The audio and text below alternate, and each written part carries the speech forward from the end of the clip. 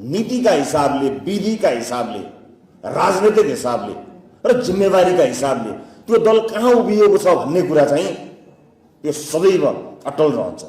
त्यसैका आधारमा एउटा राजनीतिक दललाई प्रबुद्ध मानिसहरूले, अन्तर्राष्ट्रिय जगतले मूल्याङ्कन गरिरहेको हुन्छ। त्यतिखेर सङ्ख्याको कुरा हुँदैन, प्रतिबद्धताको कुरा हुन्छ, कमिटमेन्टको कुरा हुन्छ। जो जति बढी कमिटेड भयो उसले त्यति बढी डेलिभर गर्न सक्छ। आजभोलि राजनीतिक प्रतिबद्धताको असाध्यै धेरै खाँचो भएको मैले महसुस गरेको छु। म प्रभावित भएको त होइन, विचार र नीतिसँग प्रभावित भएको होइन, तर एउटा घटनासँग प्रभावित भएको कुरा मैले जलेश्वर बैठकमा पेश गरेको राजनीतिक दस्तावेजमा लिखित रूपमा दर्ज गराएको छु पार्टीलाई। म रोल्पाको लिबाङ, थवाङ जस्ता ठाउँहरूमा पुगेको थिएँ कुनै एउटा समय, र त्यहाँ बस्दाखेरि मैले सुनेको कुरा मैले जलेश्वर बैठकमा पेश गरेको राजनीतिक प्रतिवेदनमा लेखिएको छ। म माओवादी विद्रोहको बेलामा भएका कुराहरूको राजनीतिक विश्लेषण गर्न गइरहेको छैन, त्यसलाई कुनै अर्को मञ्चमा कहीँ गरौँला। मेरो त्यसमा केही भन्नु छैन, कुनै टिप्पणी छैन अहिले। तर त्यहाँको प्रशिक्षणको विषयमा मैले त्यहाँ उल्लेख गरेको छु मेरो राजनीतिक प्रतिवेदनमा कि अघिल्लो दिन त्यति बेलाको माओवादी विद्रोहका बेलामा, सशस्त्र विद्रोहका बेलामा त्यहाँ कार्यकर्ताहरू चाहिँ आफ्नो नेतृत्वलाई के भन्दथे अरे भने, कमरेड म भोलि शहीद हुन्छु, मैले शहीद हुन पाउनुपर्छ भनेर भन्दथे अरे। पार्टीको नीति, पार्टीको विचारसँग प्रतिबद्ध भएर म अग्रपन्थीमा जान्छु होइन, शहीद चाहिँ मैले हुन पाउनुपर्छ भनेर म शहीद हुन्छु, म अग्रपन्थीमा जान्छु भनेर झगडा पर्दथे अरे। मैले त्यो नीति, त्यो विचार, त्यसको कुनै इन्डोर्समेन्ट गर्न खोजेको होइन, तर त्यो तहको प्रशिक्षणको कुरा गर्न खोजेको मैले। त्यो प्रशिक्षण मुलुकको हितका लागि, देशको हितको लागि, जनताको हितका लागि, समानताको लागि, लोकतन्त्रको लागि, नागरिकको जनजीवन उकास्नका लागि, राष्ट्रको पक्षमा भयो भने त्योभन्दा ठुलो प्रतिबद्धता के, त्योभन्दा ठुलो प्रशिक्षण के? म कुनै पार्टीको नीति विचारको कुराकानी यहाँ गरिरहेको छैन, म त प्रशिक्षणको त्यो तहको कुराकानी गरिरहेको छु जहाँ आफ्नो नेतृत्व, आफ्नो नीतिका लागि मानिसहरू भन्दछन् कि पहिला म। तर दुःखका साथ भन्नुपर्छ, हाम्रो मात्र होइन, कुनै पनि राजनीतिक दलमा अलिकति गहिरो ढङ्गले लागौँ, अलिकति नीति विचारमा काम गरौँ, अलिकति सिद्धान्तनिष्ठ भएर काम गरौँ भन्ने कुराको सिङ्गो समाजले अभाव महसुस गरेको कुरा सत्य हो। नेतृत्व चुनाव केन्द्रित, नेता चुनाव केन्द्रित, पद केन्द्रित हुँदै जाँदा त्यसको प्रभाव समाजमा परेको छ। आज हामी समाजमा यो भएन त्यो भएन भनेर कति धेरै गुनासोहरू गर्छौँ नि, त्यो प्रभावै प्रतिबद्धताको प्रभाव हो। हामी प्रतिबद्ध छैनौँ। मैले आफूलाई सेन्टरमा राखेर भन्न खोजेको होइन, तर परिस्थितिले, जिम्मेवारीले पार्टीको सभापति भइसकेपछि मैले कतिपय कुराहरू, आफ्ना अनुभवहरू, यस्ता कुराहरू सुनाउँछु। म यहाँ हलमा भएका तपाईँ साथीहरूको योग्यता, क्षमता, विज्ञता, अनुभवलाई कयौँ साथीहरूलाई म कहिले चुनौती दिन सक्दिनँ। प्रकारान्तरले, समय र परिस्थितिले मलाई तपाईँको सभापति बनायो, तर सभापति बन्दैमा म तपाईँभन्दा जान्ने, तपाईँभन्दा विद्वान, तपाईँभन्दा पढेको, तपाईँभन्दा धेरै अनुभव गरेको कहिले पनि म त्यो क्लेम गर्दिनँ। मेरो दाबी कहिले पनि छैन। कयौँ साथीहरू हुनुहुन्छ जसलाई म कुनै हालतमा पनि चुनौती दिन सक्दिनँ तपाईँहरूको क्षमता, विज्ञता, योग्यतामा। तर जिम्मेवारीले कहिलेकाहीँ केही कुराहरू साटफेर गरौँ भन्ने खोज्दो रहेछ। एउटा यस्तो समय पनि थियो,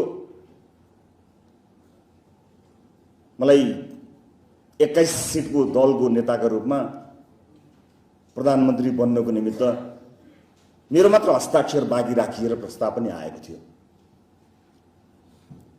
भइदिउँ न त भन्दाखेरि त्यति गाह्रो पनि थिएन, तर त्यतिखेर एउटै चिज दिमागमा आयो कि यत्रो आन्दोलन, यत्रो आशा, यत्रो भरोसा यो कहाँ जान्छ?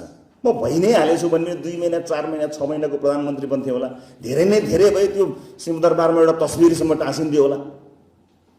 तर देशले यत्रो आन्दोलन गरेर बसेको थियो, देशले यत्रो परिवर्तन गरेर बसेको, देशले यस्ता होनहार मान्छे गरेर बसेको थियो, मसँग त्यो अधिकार थिएन।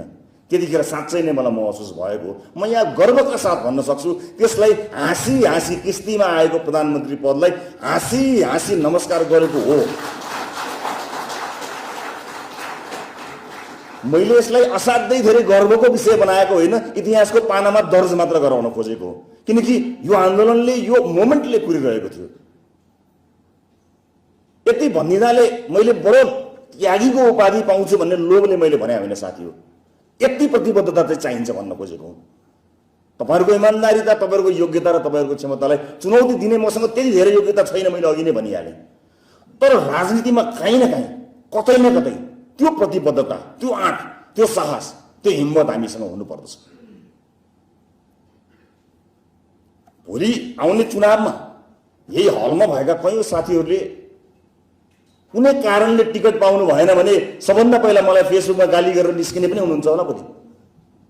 त्यस्तो पनि हुन सक्छ। तर त्यो धेरै हुन्छ कि भन्ने कुराले अलिकति सताउँछ मलाई। जसो जसो राजनीति त हाम्रो पोल्टामा आइपुग्यो, यसको अर्थ हाम्रो व्यक्तिगत लाभ र हाम्रो लाभमा देशको राजनीति प्रयोग नहोस्। मेरो चिन्ता यति मात्रै हो। यतिका साथीहरू आउनु भएको छ, अधिकांश युवा साथीहरू हुनुहुन्छ। कुनै पनि देशले यति धेरै युवा केन्द्रीय सदस्य पार्टीको, यति धेरै युवा सांसद, यति धेरै युवा मन्त्री पाएको छैन।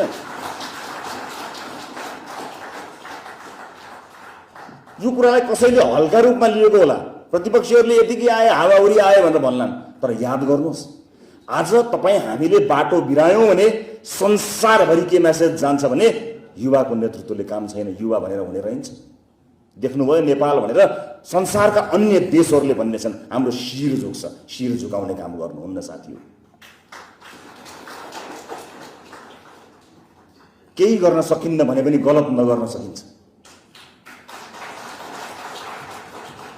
राम्रो केही गर्न सकिन्न भने नराम्रो केही पनि नगर्न त सकिन्छ नि।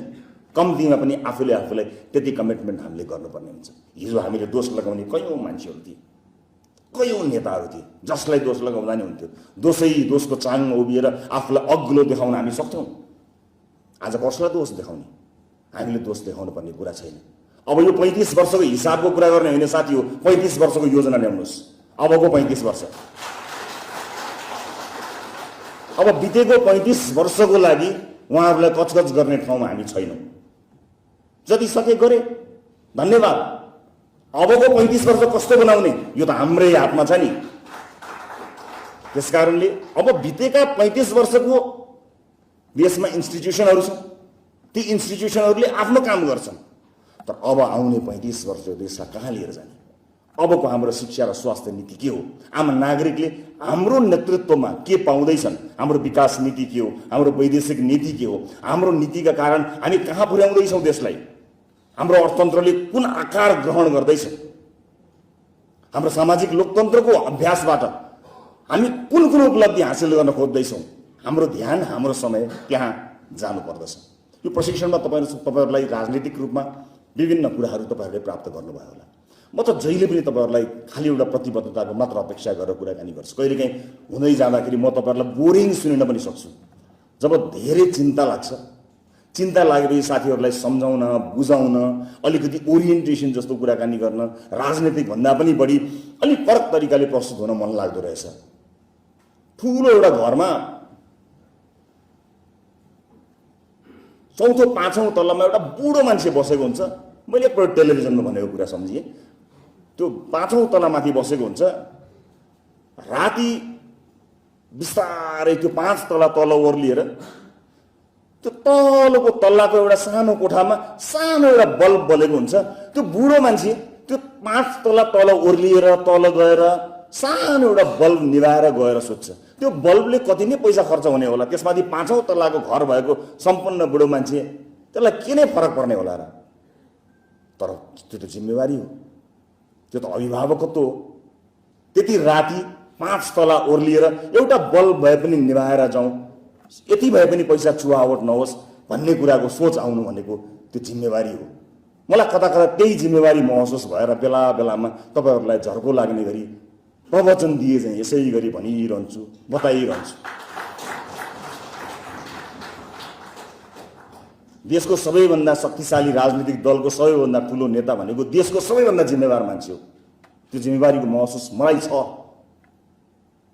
त्यही महसुस भएको जिम्मेवारी तपाईहरुसँग बाँड्न पाइयो र त्यो जिम्मेवारीको बाँडफाँड राम्रोसँग अच्छासँग गर्यौं भने हामी बलियो बन्छौं।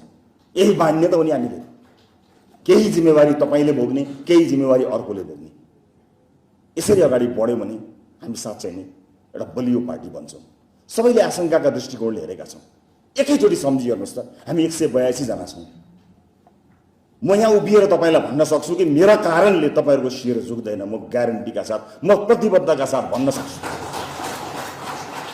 मेरो कारणले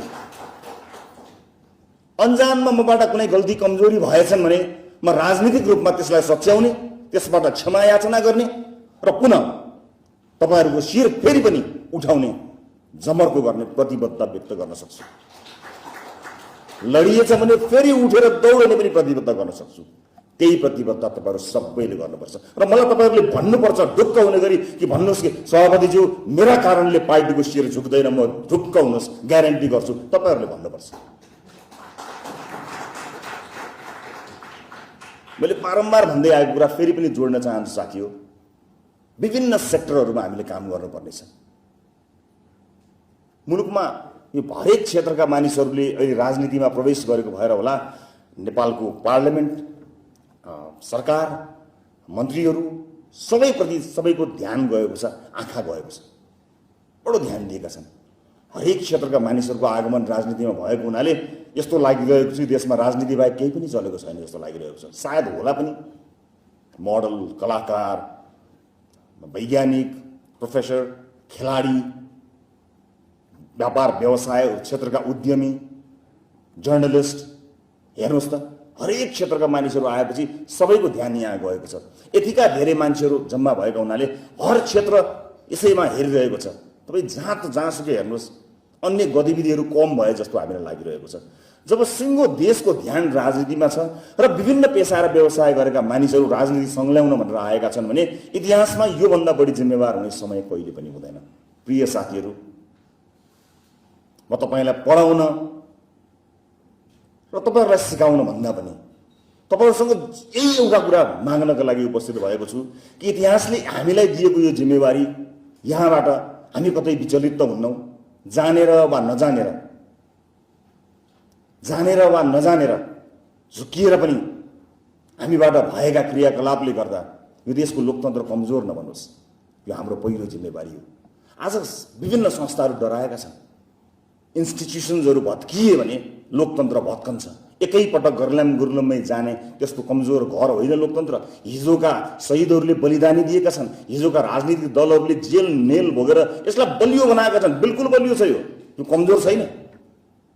कमजोर हुनु हो त धेरै अगाडि ढलिसक्थ्यो। यसलाई बलियो बनाएका छन्। उनीहरू भन्न सक्छन् भोलि हामीलाई, हामीले कति बलियो बनाएर तिमीहरूलाई दिएका थियौ, बलियो थियो तिमीहरूले हामीलाई लिएर गएका थियौ। सुशासनको कुरामा न हामी चुकेका थियौँ, बाँकी राजनीतिक हिसाबमा त हामी बलियो थियौँ। हामीले बलियो बनाएको लोकतन्त्र तिमीहरूले लिएर लग्यौ, जनताले तिमीहरूलाई जिताए, तर तिमीहरूको हातमा परेपछि लोकतन्त्र किन कमजोर भयो भनेर हामीलाई सोधे भने हामीसँग जवाफ हुने छैन। हामी त्यो मोडमा जानेवाला छैनौँ। हामी हाम्रो इतिहास त्यसरी लेख्ने पुस्ता होइनौँ। त्यसैले हामीले अत्यन्त जिम्मेवार भएर काम गर्नुपर्नेछ।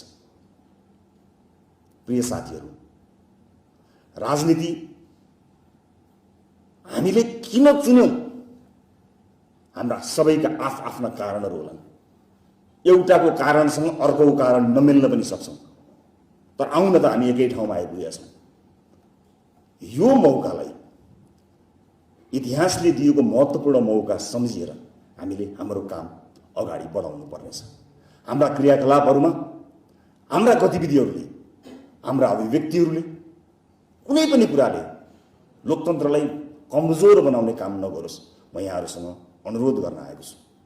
आफ्नै परिवारभित्र पनि कहिलेकाहीँ अनुरोध गर्नुपर्छ। आफ्नै परिवारका साथीहरू पनि मिलाउनुपर्छ।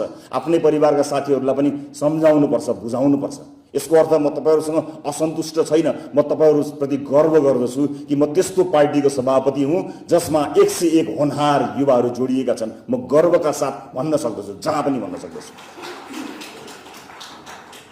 तर थोरै चिन्ता त लाग्ने रहेछ। जिम्मेवार भएपछि थोरै चिन्ता लाग्ने रहेछ। त्यो चिन्ता मैले तपाईहरुसँग व्यक्त नगरेर कहाँ व्यक्त गरौँ? यो मेरो असन्तुष्टि होइन। यो मेरो असन्तुष्टि बिल्कुल होइन। यो थोरै चिन्ता हो। त्यो चिन्ताको निवारण गर्ने जिम्मा तपाईँ हाम्रो हो। अब स्थानीय निर्वाचन आउँदैछ।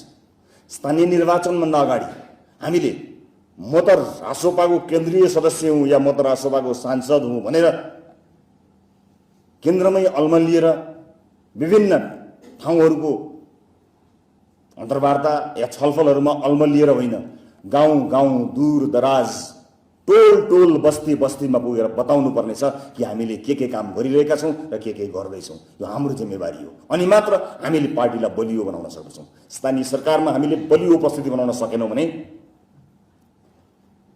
धेरै कुरामा हामी पछि पर्न सक्छौँ। म फेरि पनि भन्छु, अहिले सरकार मात्र बलियो छैन, प्रतिपक्षी झन बलियो छ।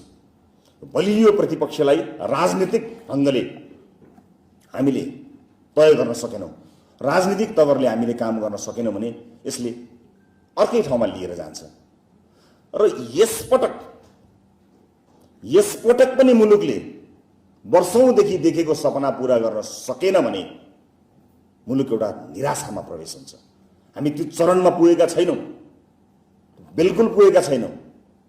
मैले गर्वका साथ भन्दै आएको छु, सरकारका काम कारबाही गतिविधिहरूमा कहिलेकाहीँ कुनै निर्णयहरू विवादित हुन्छन्, कुनै निर्णयहरू असाध्यै धेरै आम नागरिकको वाहवाही पाउने खालका हुन्छन्। महत्त्वपूर्ण कुरा सरकारको नियत हो, सरकारले लिने नीति हो, त्यसमा केही पनि समस्या छैन, भइरहन्छन्। तर सुशासनको मुद्दा उठाएको रासपा सरकारले आज कुनै एक ठाउँमा अनियमितता गरेको प्रश्न उठेको छैन। यो सबैभन्दा ठुलो कुरा हो। आज हामीलाई कसैले भन्न सक्दैन, आज तिमीहरूले भ्रष्टाचार गर्यौ, तिमीहरूको यो काण्ड भयो, तिमीहरूले यहाँ अनियमितता गर्यौ भनेर एकजनाले पनि भन्न सकेका छैनन्। बस यो चिज हाम्रो लागि सबैभन्दा महत्त्वपूर्ण कुरा हो। यतिले पर्याप्त हुँदैन। र सबै कामहरू सरकारको पहिलो वर्षमा देखिने खालका पनि हुँदैनन्। जग हाल्ने बेला भएको हुनाले जग हाल्दा त्यो स्ट्रक्चर देखिन्न, मैले निरन्तरै भनिरहेको कुरा हो। त्यसैले अहिले हामी निरन्तर सरकारले 100 दिन मनाएपछि निरन्तर छलफलमा छौँ। पार्टीले आफ्नो गतिविधि निरन्तर रूपमा अगाडि बढाएको छ। पार्टीमा नयाँ साथीहरू आउने, जति पनि खाली पदहरूलाई पदपूर्ति गर्ने लगायत कामहरू निरन्तर भएको छ। म आफै अब मधेसतर्फ जाने तयारीमा भएको छु। सम्भवतः चाँडै नै हप्ता 10 दिन या 2 हप्तामा म मधेस यात्रामा पनि निस्कन्छु। त्यहाँ अधिवेशनहरू गर्नुपर्नेछ। अन्य साथीहरू गाउँ गाउँ जानुहुनेछ। केन्द्रीय सदस्य सबैलाई, हरेक साथीहरूलाई विभिन्न ठाउँहरूको जिम्मेवारी दिएर पठाइन्छ। उहाँहरू त्यहीँ बसेर आम नागरिकसँग कुराकानी गरेर उहाँका दुःख सुख सुनेर, उहाँका गुनासाहरू सुनेर तिनलाई समाधान गर्ने बाटोमा जानुहुनेछ। हामी देशैभरि जानेछौँ। पार्टी पूर्ण रूपमा चलायमान हुनेछ, त्यसमा कुनै शङ्का छैन। त्यसबीचमा सरकारका काम कारबाहीमा आम नागरिकले सोधेका हरेक प्रश्नको जवाफ र समाधान हामीसँग हुनुपर्नेछ। त्यसैले त्यसका लागि साथीहरू तयार रहनुहोला। सरकारले गरेका कयौं कामहरू छन् जसलाई छायामा पार्ने कोसिस पनि हुन्छ, किनकि यो राजनीति हो। यो राजनीतिमा कहाँ आफ्नो ठाउँ भेटिन्छ भनेर मानवीय संवेदनामा समेत नेपथ्यमा बसेर विभिन्न पार्टीका साथीहरूले आफ्नो राजनीतिक अभिष्ट पूरा गर्न खोजिरहेका हुन्छन्। त्यो उहाँहरूको तरिका हो। हामीलाई त्यसमा केही पनि भन्ने छैन। हाम्रो काम भनेको आम नागरिकले हामीलाई के भनेर भोट दिएका थिए त्यो कुरा पूरा गर्ने, त्यसमा खबरदारी गर्ने। सरकारलाई पार्टीले जिम्मेवार बनाउँदै आएको छ। अझ बढी तपाईले देख्नु भएको छ, हामी पार्टी कार्यालयमा जनताको गुनासो सुन्नका लागि सांसद र केन्द्रीय सदस्यलाई हामी सुन्छौँ भन्ने कार्यक्रम निरन्तर गरिरहेका छौँ। यसको अर्थ जनताको गुनासो हामीले सुनिरहेका छौँ। यस अगाडि यसरी सोझै पार्टी कार्यालयमा आएर शुभेच्छुक साथीहरूले प्रश्नै सोधेर त्यसको पारदर्शी रूपमा राखेको हामीले सुनेका थिएनौँ। हामीले त्यो क्रम सुरु गरेका छौँ। अब नागरिकले हामी कहाँ आएर कुरा गर्न सक्नुहुन्छ। त्यति मात्र होइन, सरकारका मन्त्रीहरूलाई हामीले पार्टीमा बोलाएर आम नागरिक र पार्टी पङ्क्तिका साथीहरूको गुनासो के छ त्यो कुरा पनि प्रत्यक्ष सुन्नको लागि जिम्मेवार बनाएका छौँ। यस अगाडि हामीले मन्त्रीले यसरी जवाफ दिएको हामीले सुनेका छैनौँ। अर्थात् नागरिकको गुनासो विभिन्न नेतृत्व तहमा आइपुग्छ। त्यो नेतृत्व तहमा आएको गुनासो हामी मन्त्रीहरूसँग सोझै कुराकानी गर्छौँ र देखिएका समस्याहरूलाई समाधान गर्ने बाटोमा जान्छौँ। साथीहरू, यो प्रशिक्षणमा तपाईहरुले धेरै कुराहरुको अनुभव गर्नुभयो होला र अझै धेरै कुराहरु अनुभव हुन बाँकी नै छन्। हामी त्यसमा काम गर्नेछौँ र विभिन्न क्षेत्रसँग सम्बन्धित रहेर अब हामीले काम गर्नुपर्ने बेला आएको छ। हामीले जति कुरा गरे पनि, हामीले जति भाषण गरे पनि, हामीले जति कार्यशालाहरू चलाए पनि त्यसले परिणाम बदल्न सकेन भने त्यसको कुनै अर्थ छैन। परिणाम बदल्नु पर्ने हुन्छ, व्याख्याले पुग्दैन। परिणाम ल्याउनको निमित्त परिणामै ल्याउनु पर्ने हुन्छ। त्यसैले यो बुझ्न अप्ठ्यारो नमान्नु होला कि आज हाम्रा काम कारबाही, हाम्रा गतिविधिहरूमा भर्खरै सुरु भएको हो, गर्दैछन् है, यो पहिलो वर्ष हो भनेर आम नागरिकले त्यति धेरै गुनासो गरेका छैनन्। तपाईहरुलाई कतिलाई लाग्दो अब गुनासो धेरै आयो, मान्छेहरूले चाहिँ सरकारको चाहिँ आलोचना गर्न थाले कि भनेर कहिलेकाहीँ सोसियल मिडिया स्क्रोल गर्दा तपाईहरुलाई चिन्ता पनि लाग्दो, ओहो हो कि क्या हो, अप्ठ्यारो पर्यो कि क्या हो भन्ने पनि लाग्दो होला। नागरिकले गुनासो गरिसकेका छैनन्। ती नागरिकहरू जसले बुवासँग झगडा गरेर, आमासँग झगडा गरेर, छोरोसँग झगडा गरेर, बुवा हजुरबुवा काका टोल छिमेकसँग झगडा गरेर घन्टीमा भोट हालेका छन्, उनीहरू अहिले बोलेका छैनन्। उनीहरूले भनेका छन् यो सरकारले भ्रष्टाचार गरेको छैन, अहिले नबोला भनिरहेका छन्। उनीहरूले बोल्ने दिन आयो भने चाहिँ हामीलाई गाह्रो हुन्छ। उनीहरूलाई बोल्ने दिन आउन नदिने जिम्मा तपाईँ हाम्रो हो। यसका लागि पार्टी निरन्तर काम गरिरहेको छ। हामी संवादमा बसौँ, छलफलमा बसौँ। म फेरि पनि भन्छु, हुन त आम सञ्चारका साथीहरू पनि हुन्छ, पार्टीको मात्र कुराकानी यसो गोप्य गर्ने ठाउँ छैन, सबै खिचिएको छ। तैपनि यतातिर कुरा लाउँदा काम लाग्छ कि भनेर एउटा कुरा भनिहाल्छु। तपाईहरुको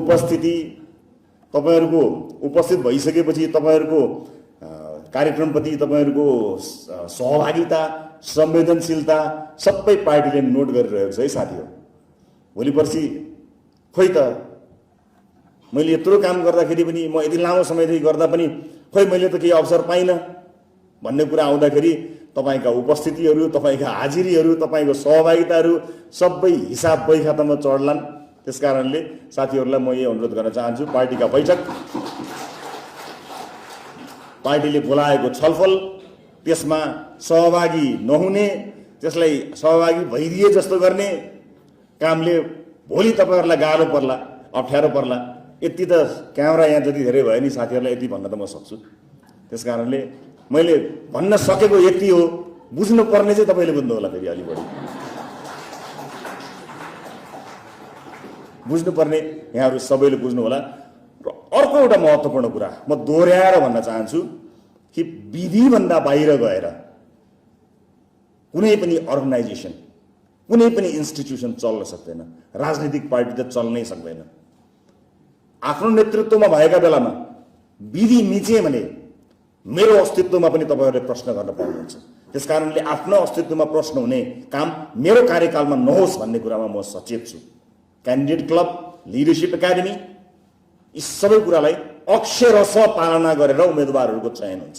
अक्षरशः पार्टीले अनुमोदन गरेका राजनीतिक दस्तावेजहरूको अक्षरशः पालना हुन्छ।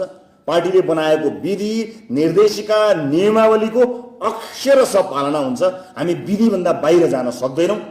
हिजो समायोजनका विषयलाई लिएर एउटा ऐतिहासिक जिम्मेवारी हाम्रो काममा आएको थियो। त्यसकारणले हामीले विभिन्न साथीहरूसँग समायोजन गरेर महाधिवेशनमा समायोजन टुङ्गाएका हौँ। समायोजन टुङ्ग्याइसकेका छौँ। हामीले चितवनमा सबै कुरा गरिसकेका छौँ। चितवन महाधिवेशनमा के भए, के भएनन्, ती सबै कुरा एउटा अंग्रेजीमा भनाइ छ, whatever happened in Vegas stays in Vegas भने जस्तै जे whatever happened in Chitwan stays in Chitwan. चितवनमै बस्यो, चितवनबाट त्यो मुगलिन काटेर आएको छैन, त्यतै छ, उता गएको छैन। त्यसकारणले त्यसमा हामी धेरै चिन्तित नहौँ। तर अब अगाडि गइसकेपछि यहाँहरूलाई म स्पष्ट पार्छु, यी हल्ला, यी गसिप, यी सबै चिजहरूमा कुनै चिजको त्यसको पछि लाग्ने साथीहरू पछि पर्नुहुन्छ। त्यतातिर नलागिकन पार्टीलाई बलियो बनाउने, एकजुट भएर अगाडि बढ्ने कुरामा यहाँहरूले ध्यान दिनुहुनेछ, यहाँहरूले अगाडि बढ्नुहुनेछ भन्ने मैले विश्वास लिएको छु। र फेरि पनि भन्छु यही मेसेज मार्फत कि कयौं ठाउँमा दुईवटा कुरा हुन्छ। एउटा आउने चुनावमा उम्मेदवार तपाईँ हो भनेर कसैले तपाईँलाई भनेको छ भने तपाईँलाई त्यसले नराम्रोसँग ठग्यो, असाध्यै नराम्रोसँग। अझ त्यसको लागि कसैले झुक्क्याएर तपाईँसँग यसो केही लेनदेन पनि गरेको छ भने तपाईँको लगानी नराम्रोसँग डुब्यो, नराम्रोसँग। किनभने अब त्यो सबै पनि गरेको कसैको मिल्न पनि जाला। फेरि त्यस्तो भएछ भने यो बिग्रेको घडी पनि दिनमा 2 चोटि चाहिँ सही हुन्छ है। फेरि अब त्यो बिग्रेको घडी बनेर 2 चोटि सही हुन्छ कि भनेर बसिरहनु भएको छ भने बेग्लै कुरा हो, नत्र तपाईँको त्यो सब डुब्यो, त्यो हुनेवाला छैन। सो हामी क्यान्डिडेट क्लबकै माध्यमबाट मात्रै टिकट वितरण गर्छौँ र जसले तपाईँलाई झुक्क्याएको छ त्यसको प्रमाण ल्याउनु भएछ भने र त्यो झुक्क्याउने मानिसले तपाईँहरूबाट कुनै उचित अनुचित लेनदेन समेत गरेको रहेछ भने तपाईँ मात्र होइन, हम तो डुबे सनम तुमको भी लेके डुबेंगे।